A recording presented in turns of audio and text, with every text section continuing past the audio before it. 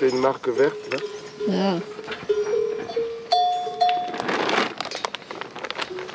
Ici, ça va pas mieux.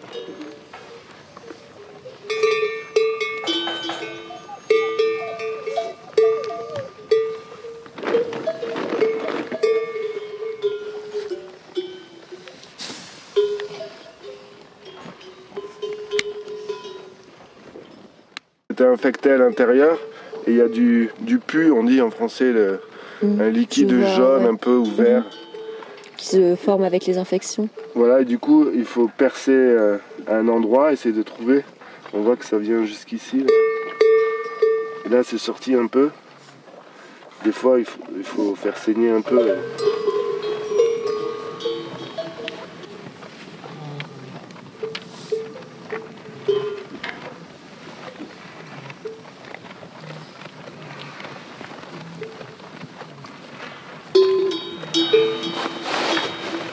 Pas d'ouillette.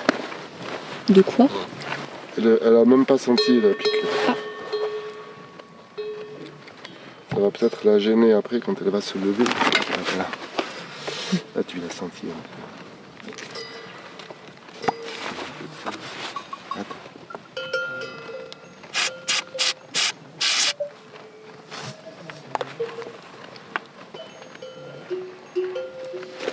peu. Allez. Et je mets une marque rouge pour me rappeler que je t'ai piqué. Faut organiser toutes les couleurs que tu as. Ouais. Le bleu, c'est plus pour quand elles ont...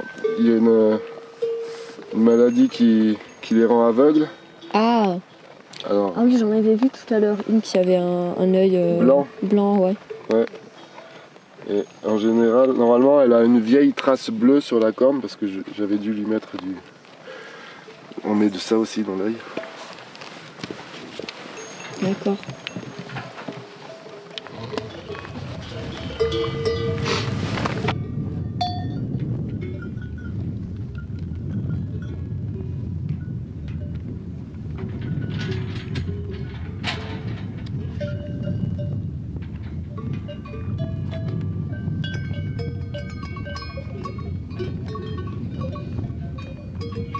C'est le rythme des brebis, donc je me lève avant le soleil, je prends un petit déjeuner et je vais voir les brebis pour le lever du soleil.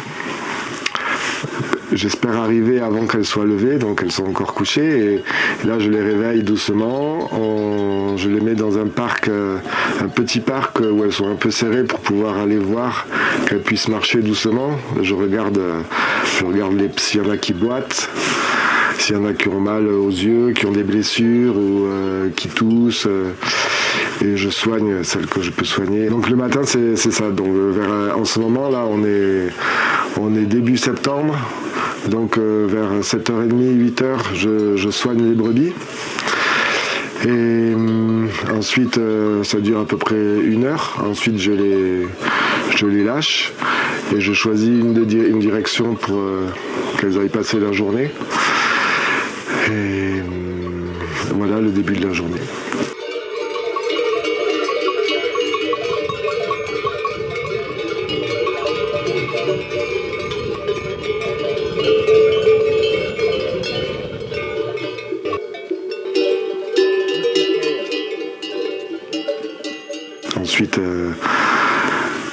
Ensuite, elles prennent un parcours.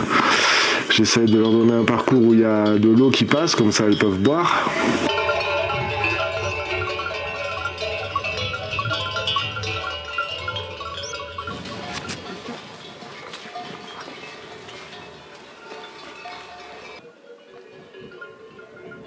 Michou, poussa, poussa!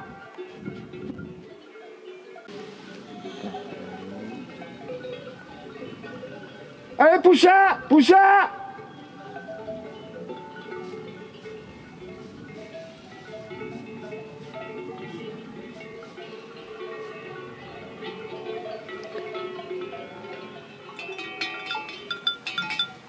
Comme aujourd'hui par exemple il fait soleil, elles vont manger jusqu'à à peu près pendant 3 heures le matin, on va dire de de 9h à midi. Et après, elles vont faire la sieste. Quand il fait chaud comme ça, elles se mettent à l'ombre les unes sous les autres pendant à peu près 4 heures. Et moi, j'en profite pour faire la sieste aussi.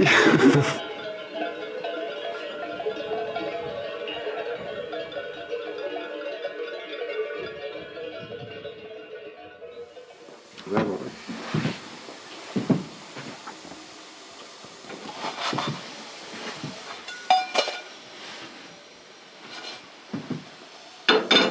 Moi, pourquoi je suis devenu berger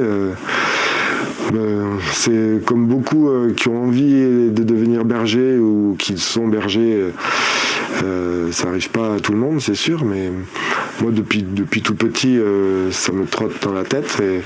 Et après, bon, j'ai fait beaucoup d'autres choses. Mais un jour, par hasard, j'habite dans la vallée, moi, à côté d'Argelès-Gazost. Et j'ai un ami qui habite pas loin d'ici, d'Estaing. Je passais le voir et il m'a demandé si je voulais pas faire le berger. Et donc ça a commencé comme ça. Pendant une saison, j'ai fait ça. Et j'ai dit ça m'a plu, je pourrais revenir l'année prochaine. Et ils m'ont dit oui. Alors en même temps, j'ai trouvé à côté une formation de berger. Et ça, c'était il y a 12 ans. Et depuis, je fais le berger tout l'été. Et j'ai fait 2 saisons aussi d'hiver dans les Alpes. Dans les Alpes de Haute-Provence, dans le sud, où les brebis peuvent rester dehors tout l'hiver.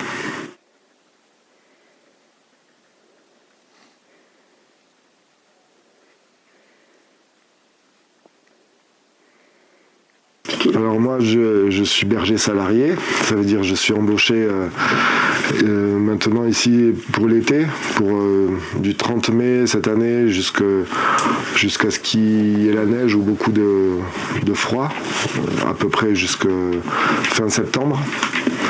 Et donc moi je suis embauché par l'association Mendia, un groupement d'éleveurs, ça s'appelle, et ils sont 4 éleveurs différents. Donc en tout, il y a à peu près, sur les 4 éleveurs, il y a à peu près 900 brebis.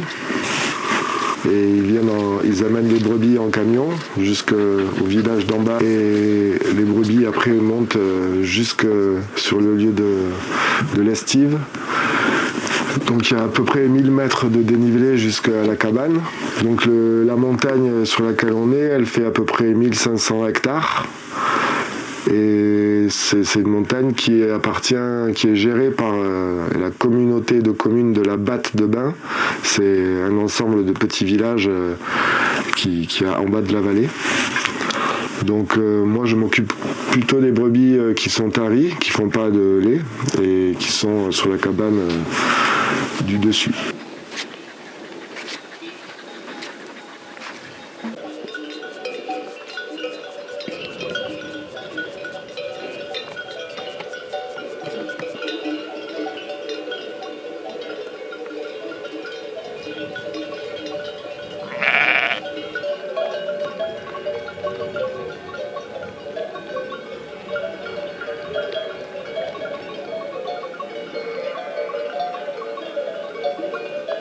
Je retourne les voir, j'essaye d'arriver avant qu'elles finissent de faire la sieste. Comme ça, les premières se réveillent. Et là, je continue à leur donner le chemin que j'ai envie qu'elles prennent.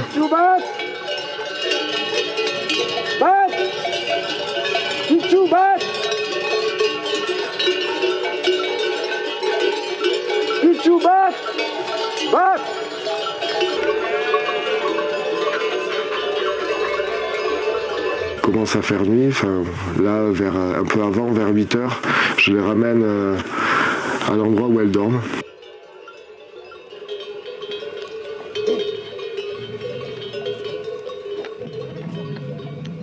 Aujourd'hui par exemple, elles vont aller dans un parc qui a 3/4 d'heure de marche, donc je vais les enfermer dans le parc vers 7h30, 8h, et comme ça le temps que je revienne à la cabane, il commence à faire nuit.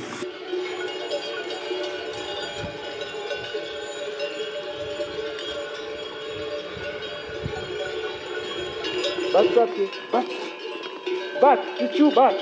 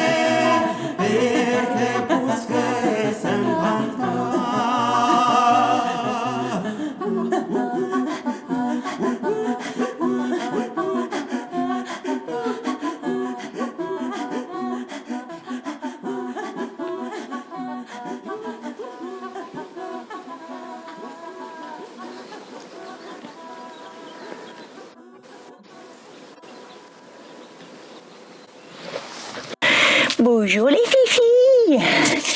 Bonjour. Comment ça va ma petite Quintoa? Allez. Oh, ça dort encore, hein, mais bon, on a du travail ce matin. On va sortir. Eh oui, tu viens Catherine? Allez, viens ma fifi. Allez, on se lève. Bon, si c'est pas ça, ah, quand même. Et puis il faut t'étirer. Allez, viens. Viens. Allez. On y va. Allez, Bouclette. T'es bon, toi, t'es déjà dehors. Allez, viens, attends. Allez, je passe derrière. Sors de là. Allez, sors. Allez, on monte. Allez. Allez, par là. Allez. C'est parti. Voilà. Allez, Bouclette. C'est bien.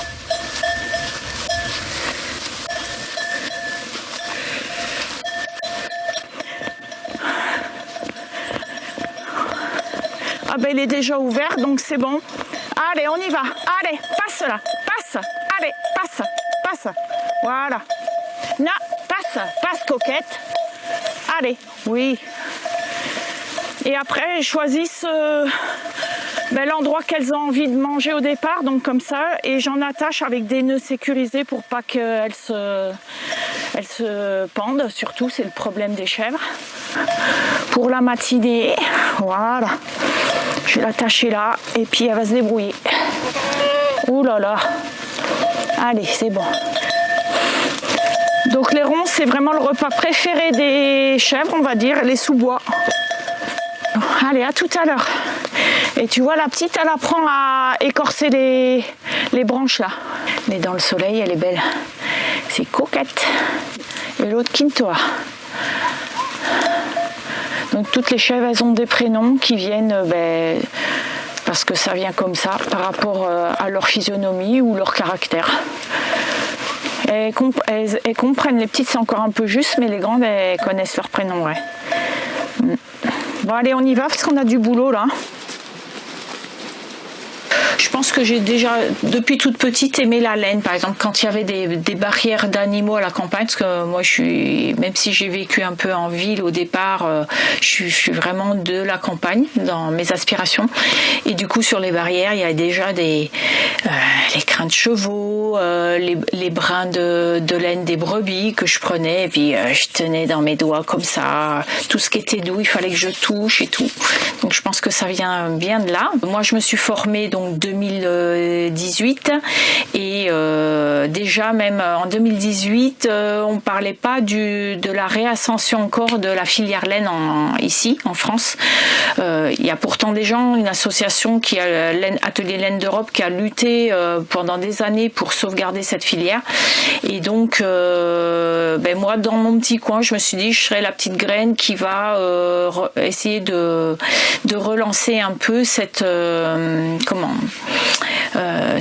filière laine, au moins à mon niveau, en faisant déjà des choses par moi-même et en sensibilisant et en formant les gens que je vais connaître dans mon métier.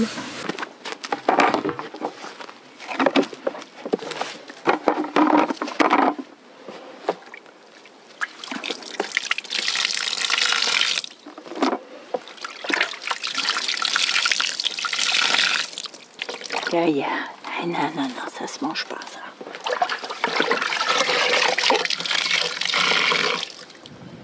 Attends, lâche. C'est bon. C'est vraiment le jus, la fin, elle est pas sale, tu vois. D'habitude, elle peut être très noire.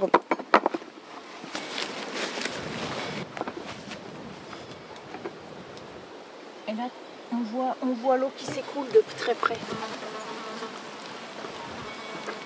Quand j'ai dit aux ondeurs, je viens vous prendre la laine, ils font pas des grands yeux, mais en fait eux ils la brûlent, ça vaut même pas le coup de la ramasser.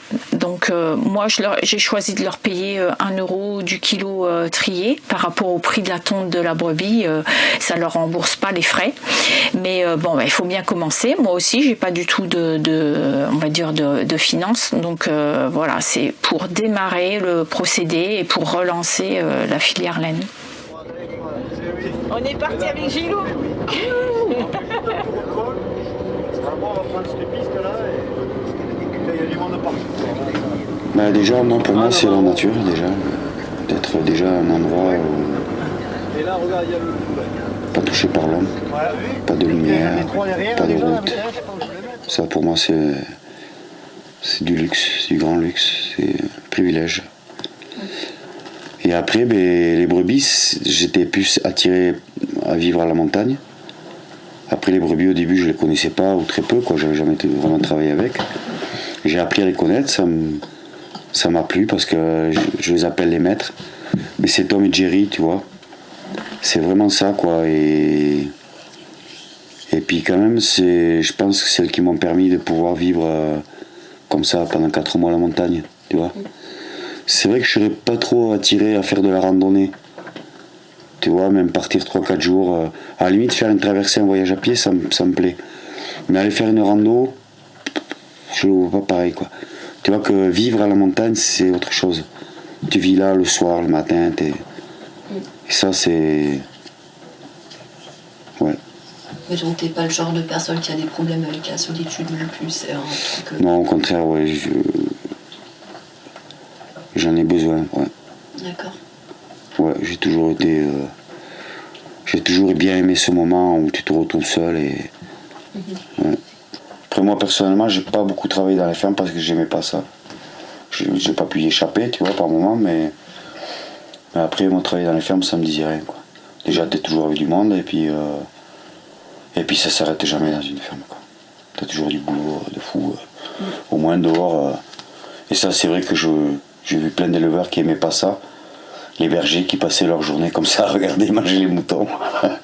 C'est une différence qu'il y a entre berger et éleveur berger. Parce que tu as des éleveurs qui sont aussi bergers. Enfin, normalement, dans le métier d'éleveur, tu as le métier de berger.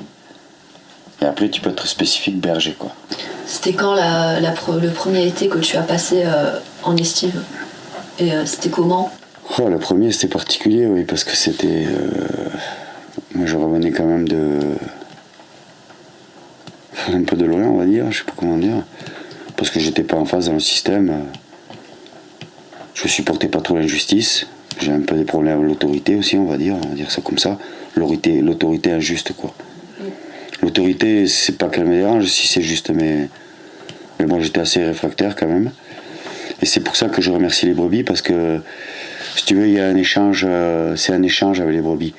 Tu t'en occupes et en fait, les éleveurs qui connaissent bien leurs brebis, ils te demandent pas comment tu vas, ils regardent le troupeau. Et selon comment toi tu es aussi avec ton troupeau, ils vont tout de suite voir comment ça va. Parce que c'est vrai que des fois tu es seul et tu cumules, tu vois, beaucoup de choses et quand quelqu'un arrive, tu te lâches, tu vois. T'es en colère après les éleveurs, tu vois, tu trouves que c'est pas bien parce qu'ils t'ont foutu une bête comme ça, qui arrive pas à suivre le troupeau, tu te fais chier. J'ai eu plein d'agnelages aussi, tu vois, que normalement on doit pas avoir d'agnelage à la montagne. J'en ai eu, mais j'ai eu des montagnes, j'ai eu jusqu'à 60 agneaux qui naissaient. Ça, c'est la première montagne que j'ai fait dans les Hautes-Alpes. Là, j'ai été servi. Pas prévu au programme. Non, pas du tout, quoi.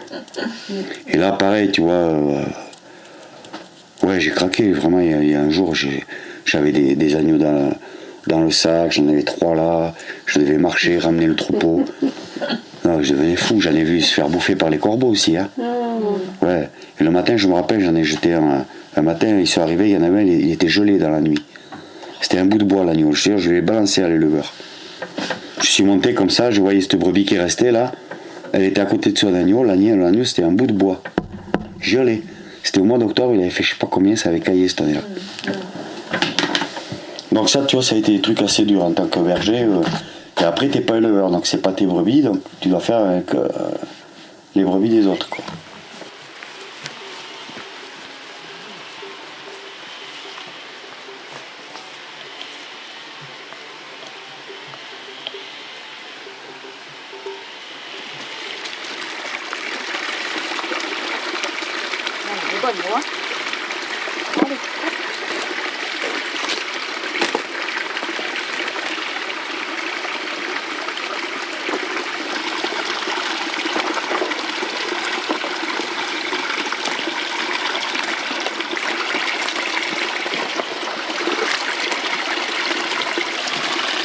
Moi, j'ai choisi comme je suis dans une vallée où il y a des éleveurs, des bergers et qu'on ne travaille pas la laine ici rustique, dans les Pyrénées. Du coup, j'ai choisi de la récolter au moment de la tonte et de la trier, donc pendant qu'ils sont en train de tondre.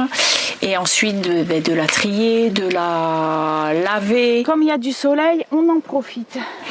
Et ensuite de la récolter dans des sacs pour pouvoir ensuite la transformer suivant la qualité de la laine. Bon, c'est humide aujourd'hui, mais ça va sécher quand même. Puis on va la retourner tout à l'heure. Voilà, je t'ai trouvé du lézard dans une toison par exemple. Donc ça, c'est l'endroit qui a été un peu décoloré au soleil. Et si on le retourne, on voit bien mieux les poils de jarre. Ça peut être ça. Donc le poil de jarre, ça va être ça. Ça va être les petits comme ça blancs. Voilà ici qu'on voit. Et ça donc, dans le filage, c'est embêtant parce que quand on tord la fibre, ils s'accrochent et ils deviennent drus. Et du coup, c'est ça qui peut piquer. Donc il y a vraiment une sélection de la laine à faire à la base. Et il y a aussi la longueur de la fibre. Donc voilà, là, elle est assez longue, c'est bien. Il ne faut pas qu'elle soit cassante. Voilà, donc ça, c'est vraiment le tri. Et le tri, c'est vraiment, on va dire, ce qu'il faut à la base, comme on dit, il ne faut pas oublier la base. La base, c'est une bonne alimentation des brebis, qu'elles ne souffrent pas pour avoir une belle toison, pour qu'elles ne soient pas jaunes. Et après, une bonne qualité de la laine, donc pour trier avec des béliers. Donc on est en train de reméréniser, on va dire, les troupeaux français. Et dans les Pyrénées aussi, ça commence pour avoir une laine de meilleure qualité, qu'on puisse utiliser plus pour, on va dire, l'habillement, que pour, on va dire, parce que la laine, le départ, ça peut être traité, la laine grossière peut être plus pour le rembourrage. Après, si elle est de très bonne qualité, sans jarre, très fine, on pourra la filer. Et donc, c'est vraiment intéressant de retrouver cette qualité de laine.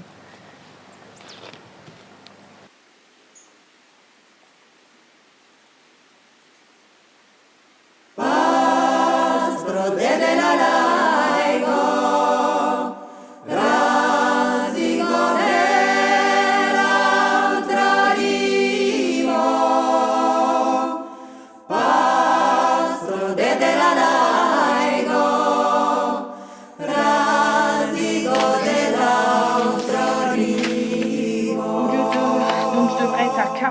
par 61 et en fait je suis à 43 par 62 déjà réel avant mouillage, avant eau.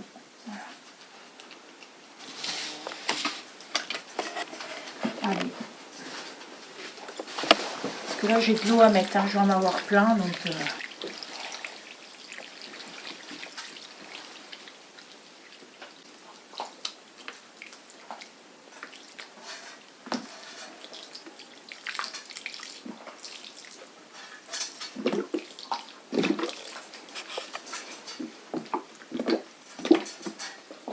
Voilà. Après.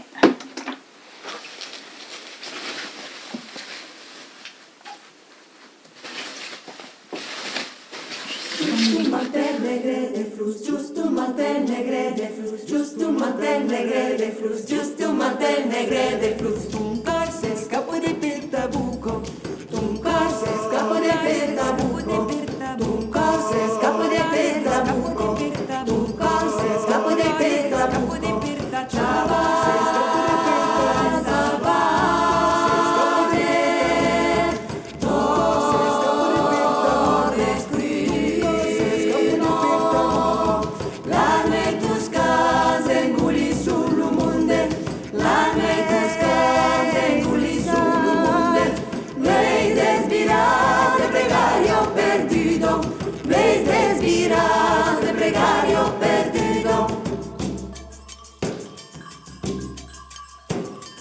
e calumati te torna a atrapar, te masa masata escravos, e calumati te torna a atrapar, te masa masata escravos, plenos de lache de fulíos, plenos de lache de fulíos, plenos de lache de fulíos,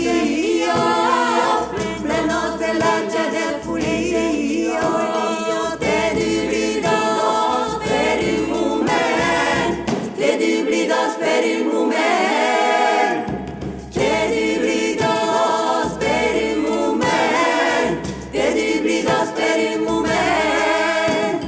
Dusu mailarlo amoroso, dusu mailarlo amoroso, dusu mailarlo amoroso, dusu mailarlo amoroso. Ici, alors il y a un lot, il y a toutes les jeunes et toutes les brebis qui n'ont pas fait d'agneau durant l'année, qui n'ont pas de lait. Donc il y a un lot de 100 brebis qui montent ici au 15 juin. Et après, il reste à peu près 180 brebis à la cabane. Celles-là, elles font du lait. Donc ici, je monte une fois par semaine, les voir, les 100 qui restent là. Et après, je suis tout le temps à la cabane, tous les jours, matin et soir, pour traire. Le matin, je traite, le soir, je traite, le matin, je fais le fromage, et après, je pars avec les brebis la journée. Là, il y a une ancienne cabane de berger qui est un peu vieille. 25 ans en arrière, on vivait dans ça, avec un sac de couchage, une couverture, un petit réchaud. Ils gravent leur nom et les années. Donc, tu vois, moi, j'avais vu à Soussouet, là-bas, il y avait marqué Osso, le 28 avril, je sais plus trop quoi. Et c'était 1800 et quelques. Putain, donc tu vois, ça date de vieux. Hein. Mais bon, c'est sûr que maintenant c'est beaucoup plus confortable. Mais après, c'est normal pour que le métier soit attractif. Donc les outils les plus importants pour un berger, c'est... Les jumelles, la gourde, le couteau. Et après, les trucs pour soigner les brebis. Les bombes désinfectantes, les pinces à épiler, les sécateurs pour les ongles. Et un peu d'antibiotiques au cas où. Et voilà, et le kawaii. Ah ouais. Et le courage. Parce que quand ça pète dehors, c'est bien beau quand il fait beau, mais quand il pleut, c'est pareil, tu es dehors. Hein.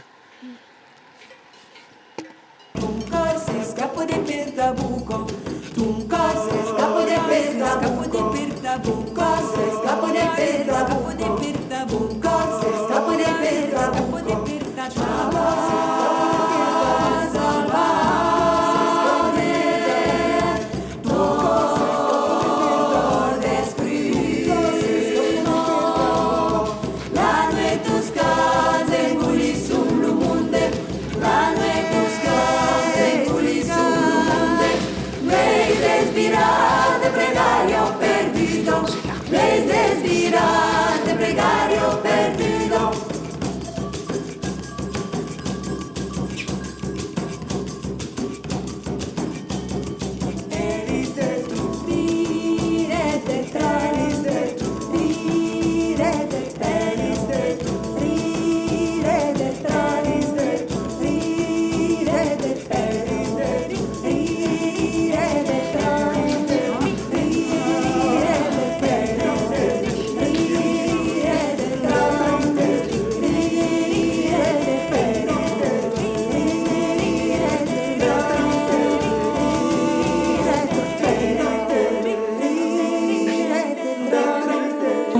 feutrer en posant des étages de laine d'une certaine façon, en tuilage, pour obtenir déjà notre modèle. Et après, secondairement, on va utiliser de l'eau et du savon avec de l'eau tiède voire chaude pour pouvoir imbiber la laine et qu'elle puisse lier. Et ensuite, on va la rouler et ensuite la foulonner pour avoir l'objet qui va devenir consistant et résistant du coup. Et du coup, on va le finir jusqu'à temps que l'objet soit terminé. Donc ça demande vraiment un certain temps. Donc c'est un travail assez qui demande pas mal d'énergie et il faut savoir aussi garder sa forme physiquement. Voilà. De toute façon, il y en a d'autres. Alors, comme c'était roulé là-bas, on fait ça. Bon, on l'a fait dans ce sens-là, donc on va le reprendre dans l'autre.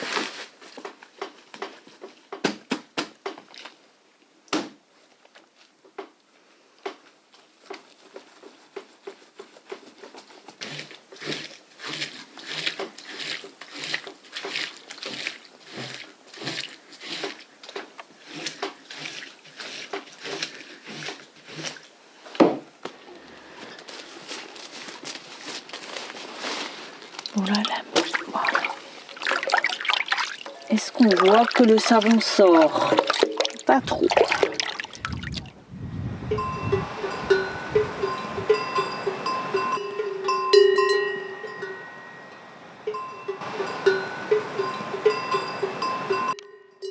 Elle a le pied plein d'asticots, celle-là. On va voir comment elle marche. Voilà, elle a le pied détruit. Hein. Elle n'a plus d'onglons, elle n'a plus... Ah ouais, elle n'a plus rien.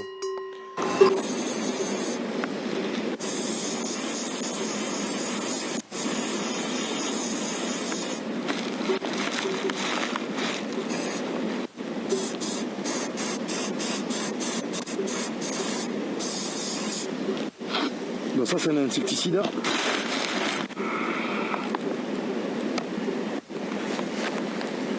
Complètement pourri. Ouais, complètement bouffé par les asticots, celle-là. C'est pas d'aujourd'hui.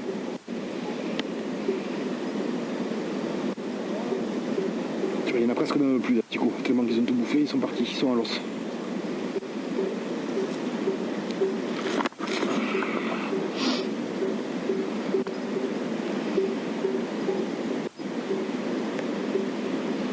Et son patron, il est parti, il est rentré. Dans le suivi d'un troupeau, il y a la gestion de l'herbe, c'est sûr, mais il y a aussi les soins, quoi, qui sont les plus durs. Et je pense que les éleveurs, ce qu'ils attendent le plus du berger, c'est qu'il soit sérieux sur les soins, quoi. Tu vois, la conduite aussi, c'est important, mais les soins, c'est vital, quoi. Puis bon, tu laisses pas des bêtes souffrir aussi, quoi. Puis moi, ça m'est arrivé de tuer des bêtes parce que c'était trop tard. Trop d'asticots, et donc tu les achèves et elles ne souffrent plus. Un petit morceau de gambarde, une prière et tu es ouverte. Tu vois, sur 1000 brebis, tu en perdras 20, tu peux en perdre plus, tu vois. Après, il peut y avoir des années à 10 et puis des années à 30. Facteurs climatiques, maladies, chute de pierre. J'ai rencontré des éleveurs, 2, qui n'avaient pas de pharmacie. Dès qu'il y avait une bête malade, tu l'as marqué, tu es ouverte. Il n'y avait que des bêtes qui n'avaient pas de problème. Et je ne soignais pas de bêtes. Tout ce qui avait un problème, ça partait.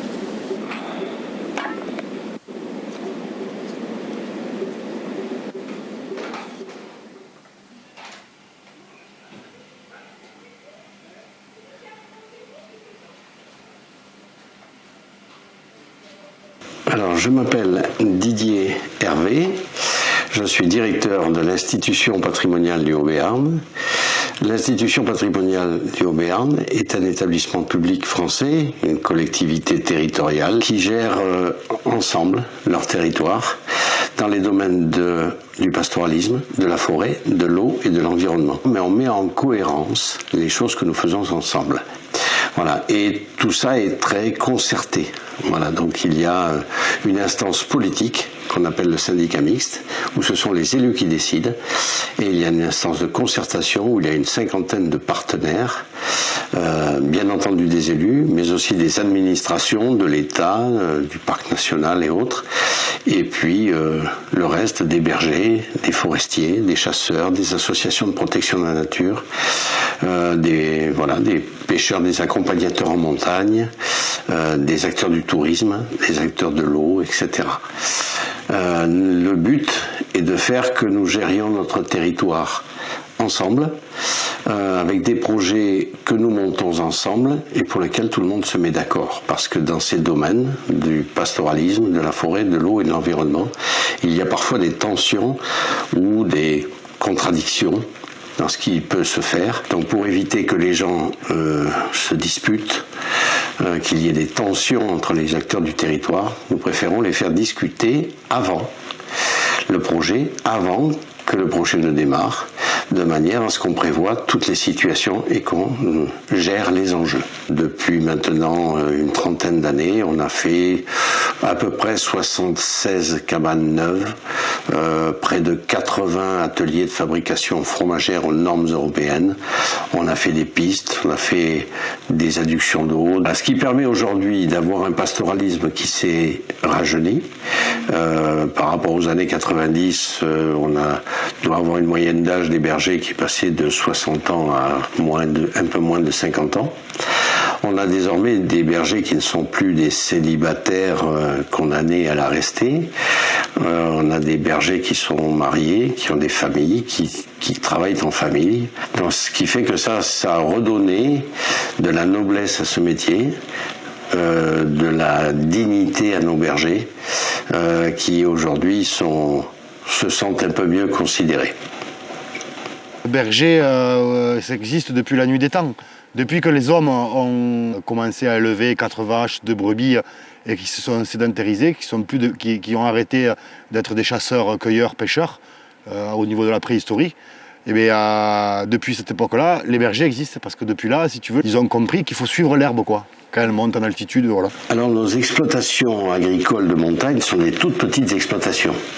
Donc vous imaginez bien que avoir un troupeau et seulement 7 hectares de terrain, c'est quand même un problème. C'est pour ça qu'il faut absolument que les bergers puissent avoir l'estive.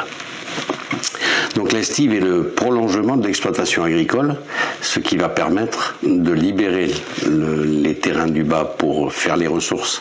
Alors l'estive, c'est quelque chose de traditionnel, enfin on va dire traditionnel, mais ça c'est un mot un peu fourre-tout, mais c'est important en fait pour plein de monde, pour avoir à libérer les prairies, tout ça. Enfin on a tous, qu'on soit en bio ou pas en bio, on a tous aussi des problématiques de taille d'exploitation, de suffisance, de capacité fourragère, de tout ça. Donc il nécessite d'aller en montagne. Sur le papier, administrativement, une estive est estimée bio. Que ce soit bio ou pas bio, en fait, elle est sur le papier, c'est estimé bio, parce qu'en fait, vu qu'elle appartient à personne et à tout le monde en même temps, personne ne peut vraiment avoir une action à part mettre les animaux pour qu'ils mangent de l'herbe, mais cette herbe, elle est entre guillemets elle arrive toute seule, quoi. C'est le cycle naturel des choses qui fait que il y a de l'herbe plus ou moins en quantité en fonction de l'année, s'il y a une bonne météo, pas une bonne météo. Donc en fait, le bio s'inscrit totalement dans la logique de la transhumance. Et même si on partage la montagne avec d'autres éleveurs qui sont pas bio, c'est comme si on partageait. Enfin, je veux dire, on partage finalement cet endroit. Nous, on a nos 25 hectares, mais le voisin, il a ses 25 ou ses 40 hectares. On partage finalement le même endroit, que ça soit ici cartographié avec chacun son coin, ou là-bas où finalement on peut être mélangé, mais c'est à peu près la même logique, quoi, finalement. Et là, tu vois, c'est en train de se boucher, là. Là, les animaux, ils n'ont plus rien à manger, là. Ils vont trouver très peu de choses, là. C'est pour ça que c'est important de brûler les montagnes, c'est maîtrisé. On connaît les techniques, le vent, les pentes, les expositions. C'est très encadré avec les pompiers, la préfecture. Et c'est un bienfait fou pour la montagne, quoi. Mais bon, là c'est pareil, tu vois, c'est des coins où il faudrait que cet automne, ce printemps, on mette le feu. Dans des coins comme ça. Mais là, on est encore en zone parc, donc c'est un peu plus compliqué, parce qu'il y a des dossiers à déposer. D'accord. Et on voit bien la différence, quoi. L'écobuage plus une bonne conduite de troupeaux sur des estives pour rouvrir les milieux, ça te permet d'avoir des montagnes bien vertes, bien jolies quoi. Où tu peux marcher, les randonneurs peuvent marcher aisément, pas comme ça, plein de friches, tu vois, c'est voilà, ça, le fait, voilà, le bétail, l'écobuage, ça entretient les montagnes quoi. Ça évite déjà les risques d'incendie, ça évite d'avoir des territoires complètement fermés, où le jour où il y a un incendie, c'est plus accessible. Donc c'est pour ça que le pastoralisme, suite à la transhumance, le pastoralisme est très important pour entretenir les montagnes. On est des paysagers quoi, de la montagne. On peut pas dire, c'est un impact quoi. Ça érode et ça pollue l'eau. C'est évident. Moi j'ai vu des vaches qui allaient pisser dans des sources et des lacs tous les jours. Ouais, j'ai toujours eu un petit peu ce truc. En plus, tu vois, à l'époque on baignait les brebis, on balançait le produit. Ça maintenant ils ont mis l'eau là. Parce qu'avant on avait des baignoires et on vidait. Voilà, tous les bains antiparasitaires, ça partait. Donc ça, je pense, c'est fini. Et pas laisser de ficelles, mettre le moins de produits possible aussi aux bêtes. Alors, il y a souvent des préoccupations dans notre société moderne, dans tous les pays de France, c'est la préoccupation environnementale. Le lien environnemental entre l'activité agropastorale et la qualité de l'environnement est très direct. Nous avons de très nombreuses brebis, 80 000 brebis qui montent en estive, on a à peu près 20 000 vaches, 3 500 juments, 2 500 chèvres, des ruches aussi, et tous ces animaux contribuent à enrichir cette biodiversité, parce qu'on n'a rien trouvé de plus doux pour entretenir notre territoire que la dent de nos animaux. Et chaque animal, on dit chez nous, il faut que nous ayons les 4 dents, puisque la brebis consomme l'herbe fine, la vache l'herbe un peu plus rustre, un peu plus dure, un peu plus ligneuse, le cheval avec des pousses même qui soient un petit peu branchues, etc. Et la chèvre, elle tient plutôt les ronces, les sureaux, etc. pour que la forêt ne gagne pas trop sur le pâturage. Voilà, donc ce qui fait qu'aujourd'hui on a une biodiversité extrêmement reconnue, identifiée, très riche. On a l'habitude de dire chez nous que ce n'est pas seulement un écosystème, c'est un socio-écosystème. Nous disons que si on perd un berger, nous allons perdre de la biodiversité.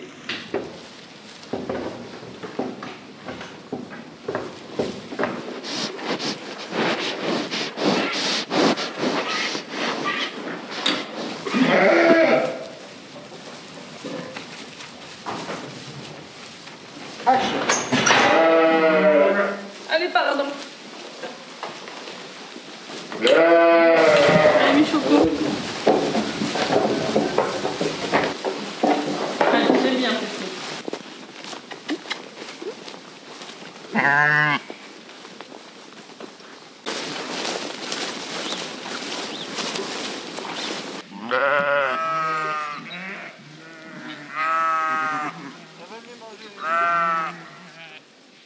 Du coup, on a choisi de s'installer en agriculture biologique par principe, on va dire.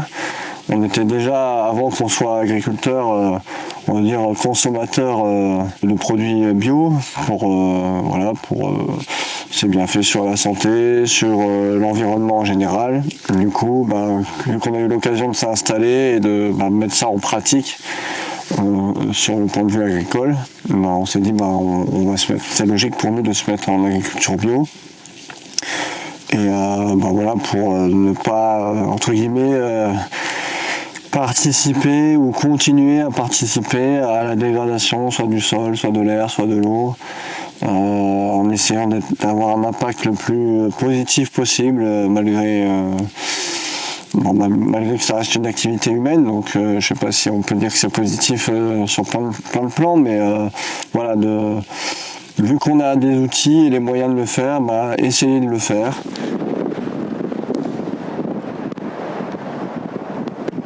Elles aiment bien venir ici pour manger ça.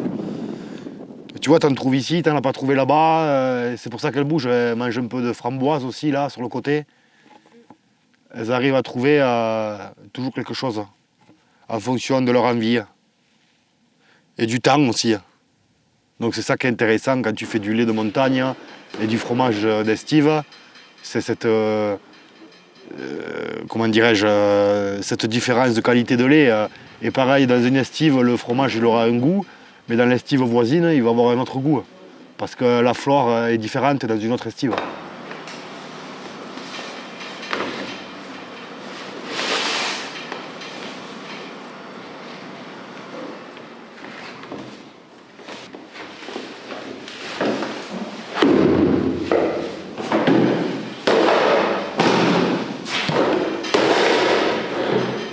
Amener les brebis en estive, ça permet de libérer les prairies en bas et de casser un peu le cycle du parasitisme sur les parcelles de l'exploitation.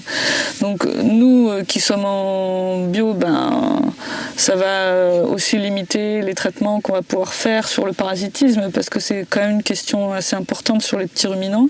Donc c'est pas le seul intérêt de la montagne, mais c'est en tout cas des intérêts partagés, je pense, en bio ou pas en bio. Ce sont des problématiques qui sont les mêmes pour tout le monde.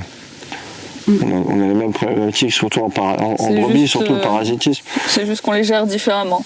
Si tu veux, l'herbe à la montagne est très riche. Et après, c'est surtout aussi au niveau des insectes. Donc tu vois, plus elles sont embêtées par les mouches, tout ça, moins elles mangent bien. Et ça, en bas, ça a un impact. Après, bon, moi j'ai toujours été à la montagne, mais en bas, ça arrive qu'à un moment donné, les bêtes prennent le rythme de manger la nuit. Je sais qu'à l'époque, j'ai rencontré des vieux bergers qui me racontaient ça. Dans les Landes, ils ne sortaient les bêtes que le soir. Et ils rentraient le matin à 4h du matin. À cause des temps. Les temps surtout. Mais tu vois, nous ici, les bêtes qui restent en bas aussi. Puis tu vois, voilà, une poignée comme ça, à la montagne, c'est un carré comme ça dans le pré, quoi. Hein. Moi, j'ai vu des endroits à la montagne où t'as rien comme herbe. Et tu vois, les bêtes, elles sont comme ça. Elles bronchent pas, elles sont bien. Et tu te demandes qu'est-ce qu'elles mangent, quoi. L'herbe, elle est rase comme ça. Mais tu vois, t'es à 2000, à 2005. Et ça, elles adorent, tu vois, le chamois, tout ça, c'est ce qu'ils mangent aussi. Hein. Tu vois, dans les casses, ces petites herbes fines, elles sont très très riches, quoi. Ben, sur la fin, au début, berger, tu vois, j'étais quand même novice, donc. Puis j'ai appris avec les brebis laitières, j'ai eu un tuteur. Et à la fin, quand même, j'ai fini dans le Mercantour avec le loup. Tu vois, ça, j'ai vraiment vécu. J'étais en plein cette période du retour du loup. Donc petit à petit, on a entendu parler, c'est devenu concret. Après, avec une association de bergers, on a été voir des éleveurs qui avaient des attaques dans le Mercantour. C'était les premiers à se faire cartonner. Et ça, c'était vraiment très très fort. Hein. On a vu je me rappelle un gros gaillard, là, c'était deux frères, là, c'était les deux grands costauds. Il y en a un, à un moment donné, il a pleuré. La fatigue, l'émotion, tu vois, ils étaient en plein dedans, ils se faisaient taper. Alors ils savaient que c'était du loup, ils n'avaient pas le droit de tirer, ils y allaient avec les carabines, mais ils n'arrivaient pas à les choper. Voilà, ils se sont fait surprendre, tu vois, il y a des éleveurs, moi notamment l'éleveur pour qui je bossais, il a laissé sa santé, quoi. Tu vois, par le stress, il avait plein de problèmes après, tu vois. Parce qu'il s'est fait défoncer le troupeau, quoi. Au début, ils n'avaient pas de patou, ils n'avaient pas de protection. Puis c'était quartier libre, puis tu vois, là-bas, dans les Alpes du Sud, les brebis, c'était mené à l'élastique, tu vois, comme on dit ici, tu vois. Et c'est-à-dire, moi j'y allais le matin, je regardais les brebis s'il y avait eu une attaque ou quoi, et puis c'était terminé, j'avais fini la journée. Ah, ça veut dire quoi? Berger de nuit. Bah, déjà, moi je dirais pas que pour moi, c'est pas le métier de berger, quoi. On peut appeler ça berger d'appui, dans le sens où, si tu veux, tu as le berger qui lui travaille la journée, et quand il y a de la prédation, ça veut dire qu'il faut qu'il soit là aussi la nuit, tu vois. Donc c'est pour ça qu'on met quelqu'un, que c'est un berger d'appui, qui lui joue ce rôle de surveiller la nuit, et la journée il ne travaille pas. Mais après on ne fait pas le travail de berger, on n'intervient pas sur les troupeaux. On ne va pas s'approcher d'un troupeau la nuit, on va plus l'effrayer qu'autre chose.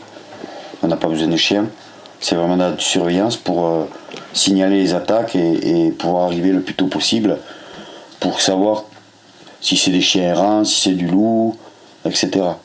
Parce que bien sûr, si c'est du loup, c'est indemnisé, de l'ours aussi. Si c'est des chiens errants, c'est pas indemnisé, quoi. Voilà. Et après, si tu as les vautours qui passent, tu peux pas identifier les bêtes. Le matin à l'aube, les vautours, ils tombent direct sur les charognes. Donc voilà, c'est un peu le but de... Après, c'est surtout pour calmer un peu les éleveurs, parce qu'ici c'est très rural. Donc dès que tu leur parles loup, et ils ont quand même une force, quoi, tu vois, vis-à-vis de la préfecture. Il y a eu des attaques de loups il y a maintenant 3 ans, sur Otakam. Là, ça a bardé, quoi. Et ils avaient pendu une brebis accrochée au rond-point et tout ça, tu vois. Ils ont manifesté plusieurs fois. Voilà, ben, ils ont fini par le tuer. Voilà. Ici, il y a 2 ans, il y a un ours qui nous a attaqué une brebis. Dans cet endroit-là où on se trouve. Non, j'étais à la cabane ce jour-là, en bas. Je l'ai vu le lendemain quand je suis monté. Il a mangé, ouais, en général, il les attaque, il chope, il arrive à attraper la plus faible et il la mange, ouais. Et les autres, il les laisse. Non, les autres, il les laisse après, il s'en fout des autres. Et une fois qu'il a mangé, il rentre chez lui, il repart. Mais les autres brebis sont affolées, quoi. Ouais, après, elles sont dispatchées partout, elles s'échappent en courant, quoi. On est maintenant dans une société qui est encore plus surprenante encore, parce qu'elle envoie à notre territoire et à nos pasteurs des injonctions contradictoires. Quand on dit, et on peut le comprendre, que des gens de la ville nous disent il faut protéger l'environnement, il faut protéger la biodiversité, faire attention aux gypaètes barbus, à l'euprocte qui est un petit triton, hein, à un desman des Pyrénées, tir à trompette qui est un marqueur de la qualité de l'eau quand il faut protéger l'aigle royal, enfin etc., ou le vautour fauve. Tout ça, nous le comprenons bien. Mais quand on veut nous imposer dans un lieu où le pastoralisme est encore très dense, des ours et des loups, là, ça devient beaucoup plus compliqué. Et alors, on est dans une situation aujourd'hui où cette injonction pour des gens qui viennent de la ville, qui ne comprennent pas que les bergers puissent être contre les ours et les loups, parce que justement, il y a des gens qui ont des intentions, qui disent mais écoutez, si on s'y prend bien, si on a des chiens patous, si on a des clôtures de protection, ça va bien se passer. C'est pas si vrai que ça. C'est pas vrai. Quand on est face à des prédateurs de cette nature, les prédateurs s'adaptent beaucoup à tout ce qu'ils rencontrent et ils restent prédateurs, voire des animaux donc dangereux, farouches, souvent malins, intelligents, mais dont il n'est pas facile de les gérer.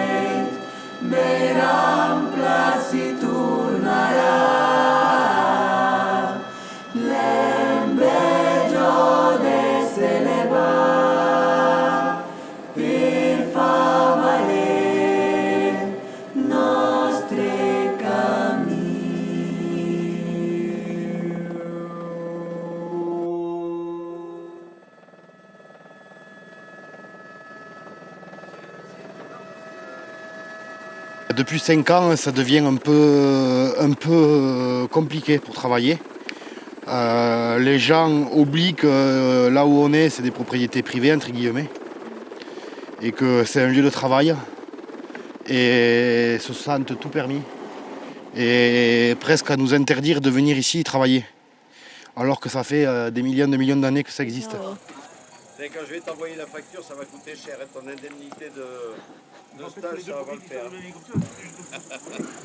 Oh putain, pardon. Et c'est les médias. Oui. Et donc tu viens, Colline? T'es de la formation berger? Non.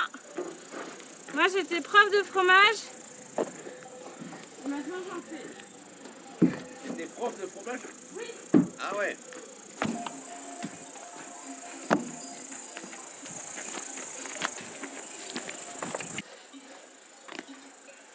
que ça va s'arrêter. Non? Je pense. Bon, après, il est con là, parce qu'après, c'est une bonne fille, ça va. Ah.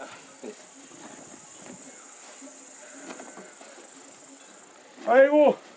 T'en laisses jamais un au saloir ici, René Fromage? Hein? T'en laisses jamais un au saloir ici? Non?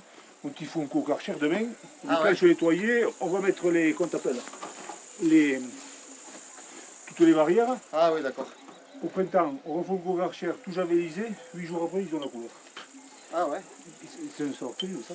Ah oui. Ah oui, bon, j'ai rempli.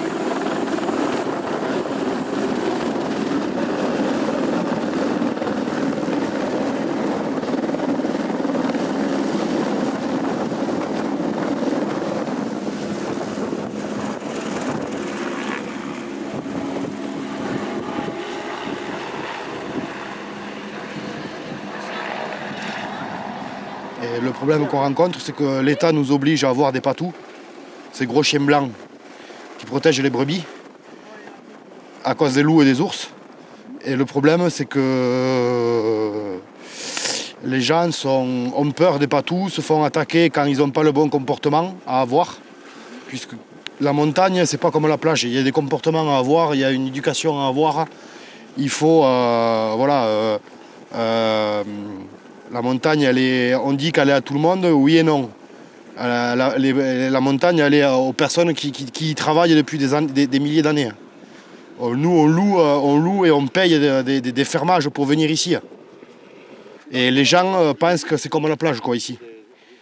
Donc, depuis le Covid, ça devient un peu un problème, on va dire. Parce qu'il y a plus de gens qui viennent en montagne. Beaucoup de gens font du sport en montagne.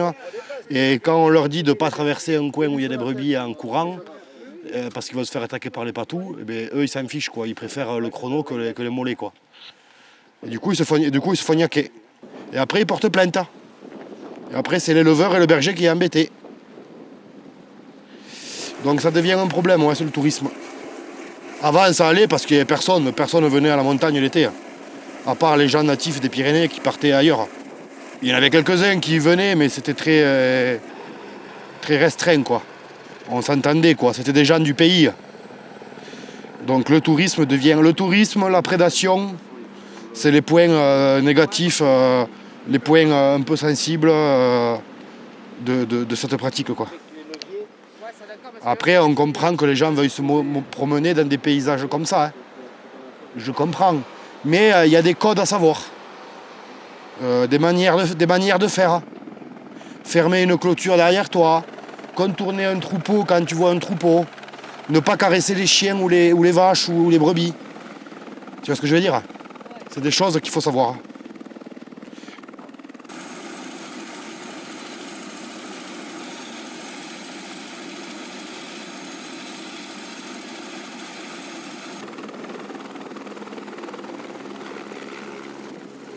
Les gens qui défendent l'environnement sont souvent des gens qui aiment aller dans nos montagnes, faire de la randonnée, faire du VTT, faire de l'escalade, voilà, enfin, vous voyez tout ce que on peut imaginer.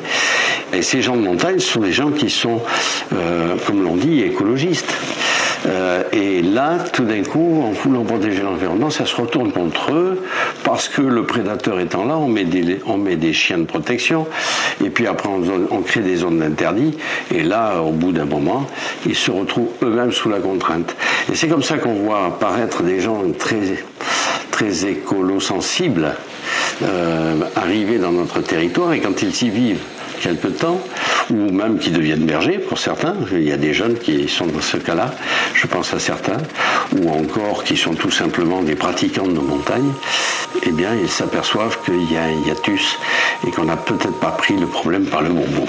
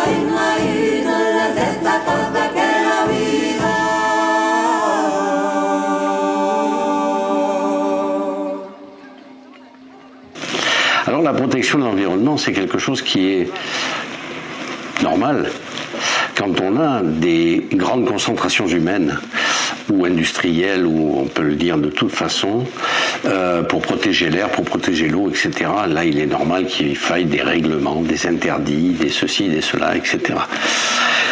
Mais quand on est sur un territoire comme le nôtre, qui est un territoire en bonne santé, les gens d'ici ne comprennent pas qu'on en parle de protection. Parce que s'il y a protection, c'est qu'il y a agression. Et s'il y a agression, l'agresseur, on pourrait très vite comprendre que ce sont nous, les gens du territoire. Alors qu'en fait, nous sommes les artisans de cette biodiversité. Et en fait, on est dans une situation où on veut mettre les territoires sous contrainte. Et la contrainte, on n'y arrivera pas, comme ça, à protéger l'environnement et à faire de l'environnement sous la contrainte. Pourquoi ? Parce que pour nous, les choses doivent être simples. La prise en charge de l'environnement, de notre biodiversité, de notre qualité d'air, notre qualité d'eau, ne doivent se faire que par des actes volontaires, je dirais même plus, des actes d'amour. On a toujours besoin de conseils des autres, etc. Mais je pense qu'il faut encourager les gens à bien faire et non les contraindre à leur interdire des choses sur leur propre territoire. Parce que là, c'est pas bien et ça marche pas. C'est contre-productif même. Donc il faudrait que nous changions un peu ce paradigme et que les gens qui veulent de la qualité naturelle comprennent comment fonctionnent les territoires, comment cette biodiversité reste, s'enrichit, se maintient. Voilà.